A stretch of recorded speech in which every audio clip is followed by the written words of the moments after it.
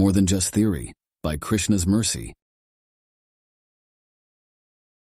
Taishchaha mukta dharma jair mahabhagair maharshibhi agmishyati te ramas supunyam imam ashramam sate pratigrahitavya Saumitra sahitotithi tam cha drishtva varan lokan akshayanstvam gamishyasi. Quote, those great saints who are knowers of dharma and greatly fortunate spoke these words to me. Rama will visit your very pious ashram. Along with Saumitra, Lakshmana, you should offer Rama the greatest hospitality as your guest. Thus, after seeing him, as a benediction, you will ascend to the eternal realm. Shabari speaking to Lord Rama, Valmiki Ramayana, Aranya Kand, 74, 15-16. Vedic literature in the typical presentation, from a speaker of high repute, from a person aligned with the principles who has a connection to a tattvadarshi, tends to be theoretical in nature. Just consider the 5 principal topics of Bhagavad-gita: Jiva, Prakriti, Kaala, Karma, and Ishvar. These translate to the living entity, material nature, time, fruit of activity, and the supreme controller. Each one of these topics can be discussed for an entire lifetime. If we were to consider creating a corresponding university course, with its syllabus and curriculum, the instruction would never end. A prospective student could enroll in the undergraduate level and keep ascending to higher levels of graduate study. With the passage of time, which is one of the core concepts of the instruction, the material upon which to study only increases. Theoretical knowledge corresponds with the Sanskrit concept of gyan. It is something to know. It is information that can be repeated when asked. The correct answers can be given on a corresponding examination. For instance, the gyan flows downwards, in a line of instruction that carries from one teacher to the next, in the way that we are today living in the circumstances previously configured by our ancestors. But Vedic literature is not an isolated area of study, reserved exclusively for a faculty lounge, or limited to the intelligent within society. Vedic literature describes Vedic culture. This means that the principles can be applied in real life. They should be applied in real life.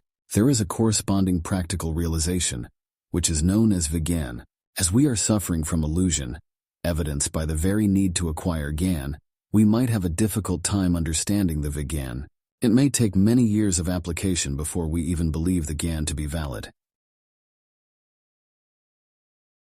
Fortunately, there are countless examples from history, presented within the same Vedic literature to reinforce the concepts. We have the case of the female ascetic named Shabari. Bhagavad-gita describes how a humble offering made with devotion can please the supreme Ishvar, who is Parameshvara. A basic offering like fruit or water is sufficient. This is something that any person can procure. The resources are not lacking. Tulsi jane suni samujh kripa sindhu raghuraj, mahange mani kanchan kiye sondhe jag jal naj. Quote, Tulsi knows, has heard, and has understood that Sri Rama is an ocean of mercy because he made jewels and gold expensive, while keeping the most important things like water and grains inexpensive. Dohavali, 149. Is it really possible to please God through offering food? How do we know that He will actually accept it? Where is the evidence that by presenting fruit before the deity, which is the merciful incarnation of God, we will somehow be elevated to a better place? Patram pushpam phalam toyam, yo me bhaktya prayachati, tad aham bhaktya upahritam. Ashnami prayatatmana. Quote, if one offers me with love and devotion a leaf, a flower, fruit, or water, I will accept it. Lord Krishna, Bhagavad-gita 9:26. The case of Shabari welcoming Sri Rama in the forest is the evidence.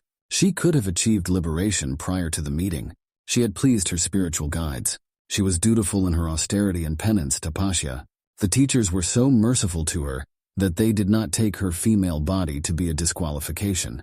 Neither did they take into account her caste or family background, which were considered inauspicious.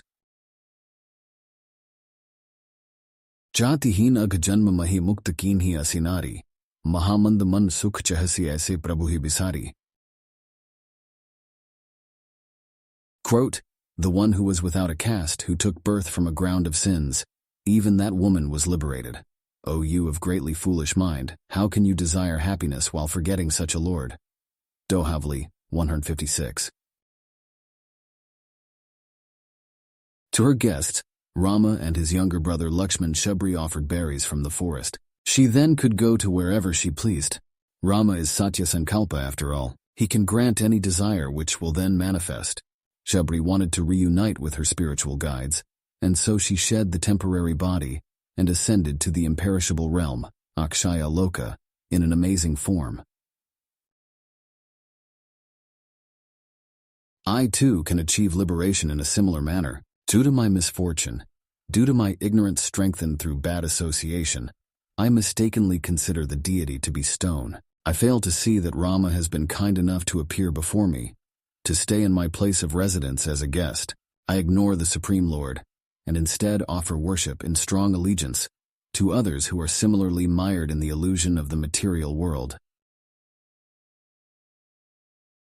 I do not take seriously the recommendation from the spiritual guide to always chant the holy names, Hare Krishna, Krishna Krishna, Hare Hare, Hare Ram, Ram Ram, Hare Hare.